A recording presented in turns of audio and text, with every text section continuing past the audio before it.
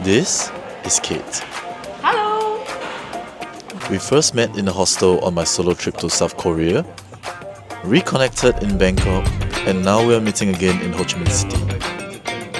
The craziest part of it all started because I got comfortable with solo traveling, thanks to a random pub crawl that I joined in Vietnam.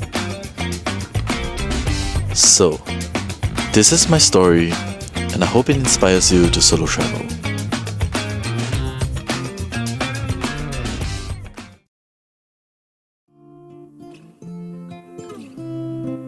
To be honest, solo traveling is not always as glamorous as everyone makes it out to be. Until 6 months ago, I didn't really like the idea of solo traveling. For one, it is usually more expensive because I have no one to share the cost of accommodations with. And some activities are just harder to do alone.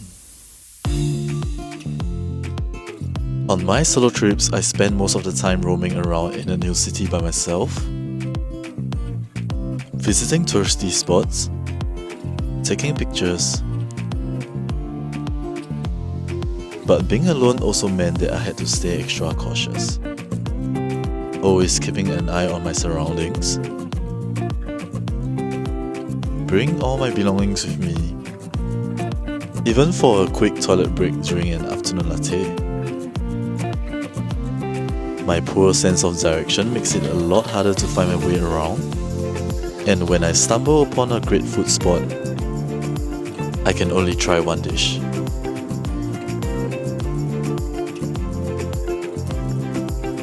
Yeah, so this is probably one of the more annoying things about solo traveling. Like, you have more than one dish that you want to try from this local restaurant or eatery, but you probably can't do it because, for me especially, I can't finish more than one dish. But the hardest part about solo traveling for me is the loneliness. I did a MBTI test around 6 months back, and the results were that I'm kind of like a mix between an extrovert and an introvert. The way I think of myself is that I'm an introverted extrovert or an extroverted introvert. I don't really know what's the difference, but basically I exhibit like characteristics of both sides. While I need some personal time to recharge my social battery, I also crave social interactions, which is kind of like an awkward place to land because what do I do during solo travels? Like an introvert, they usually just find some space by themselves and hang out alone. For an extrovert, they probably like to go to hostels and backpack and meet new people and to share new experiences with people and stuff. Oh, thank you. So personally, for my own solo travels, I enjoy the freedom of doing whatever I want to do. I love dictating my own time. I love having my own personal space. But at the same time, most of the time, halfway through the trip, I will, in a way, crave for social interactions. It gets kind of lonely after a while for me. By the way, I got some fried rice with beef for lunch. And also kind of excited for later because one of the cafes in Ho Chi Minh City actually invited me over to try out their drinks. I think they are newly opened. During my time in Ho Chi Minh City, I was more focused on starting up my TikTok account. One of the videos actually went a little bit viral, and I think that's why the cafe sort of reached out to me. So yeah, really looking forward to try out their drinks and stuff.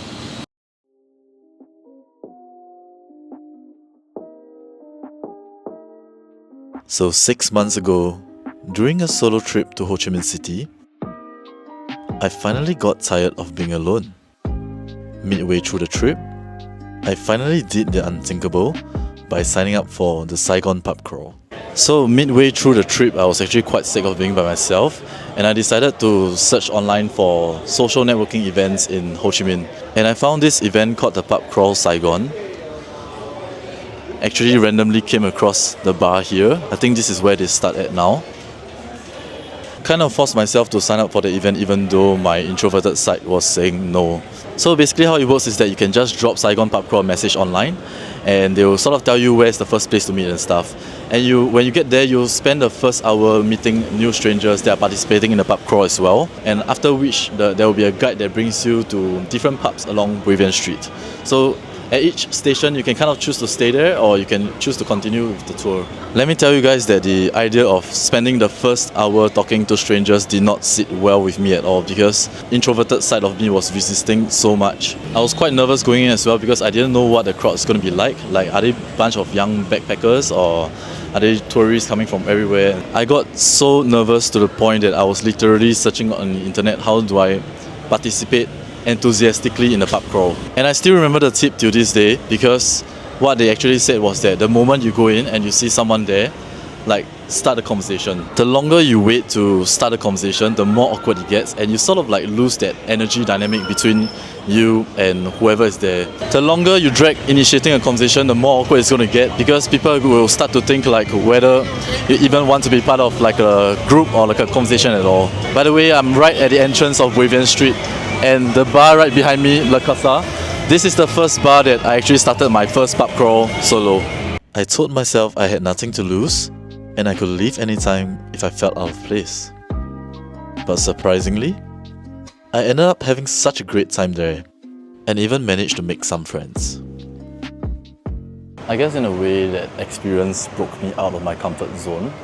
Now I'm not that afraid of meeting new people on the go and having like a spontaneous conversation with them. In fact, after some time and more of such experiences, I realized that I actually do enjoy these kind of spontaneous conversations with strangers. Just meeting people from all walks of life, hearing them share their stories, share their perspectives. In a way, it opens my perspective as well, and I realized that this is kind of what traveling is all about.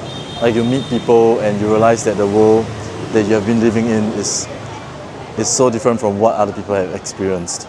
I guess one of the benefits of this is that I get to meet new people and also to sort of broaden my perspectives while listening to their stories. And sometimes we keep in contact and meet up again to share new experiences. Are you starting now?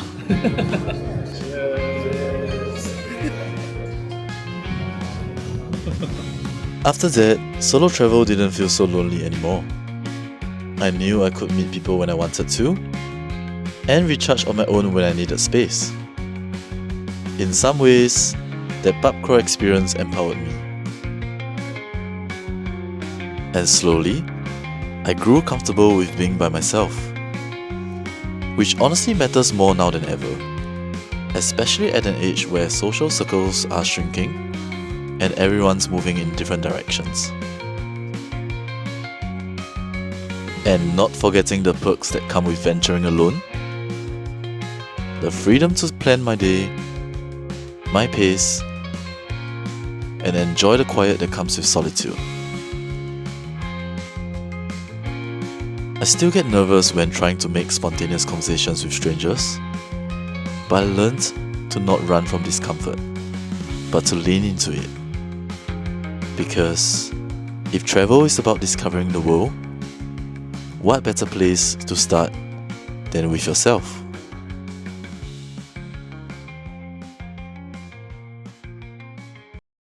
Xin chào các bạn. Xin chào mọi người. Hôm nay ăn omakase. She says she will treat you guys to omakase. What? Wait, how you use the chopstick? What do you mean? I do like this. But why you cross the chopstick? How you did that? No, you look at